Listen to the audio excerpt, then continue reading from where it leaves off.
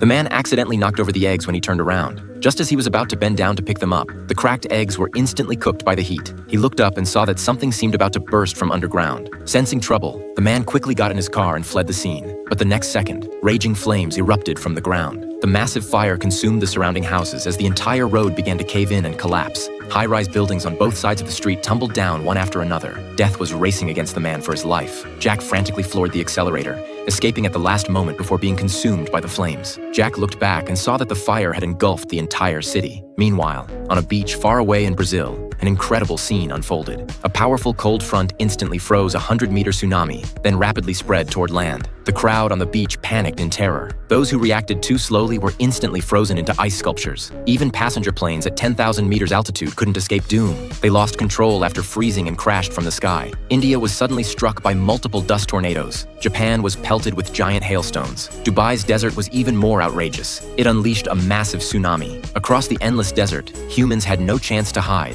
and could only watch helplessly as the towering waves swallowed them. It seemed like the apocalypse had arrived. After returning to his company, Jack immediately checks the satellite network system that can control the weather. But he discovered that despite being a developer, he no longer had access permissions. He quickly called Tom, the project director, but Tom, as the overall project leader, was also denied system entry. Meanwhile, the US government held emergency meetings. After investigation, they discovered that such terrifying disasters were actually caused by humans themselves. High-level officials quickly had NASA conduct systematic checks on the malfunctioning satellites. After the engineer's inspection, he found the situation wasn't simple. Some mysterious force seemed to be deliberately controlling the disasters, so he temporarily placed this classified document in a storage locker. However, when he tried to leave the capsule, the door behind him was suddenly controlled and closed by a mysterious person. The next second, he was sucked into space. At this time, Jack was also secretly investigating the matter. He used his computer to calculate recent satellite data, but when he prepared to upload the data, anomalies suddenly appeared. So he quickly called Tom, saying this accident didn't seem like an accident, but more like someone was controlling it from behind the scenes. However,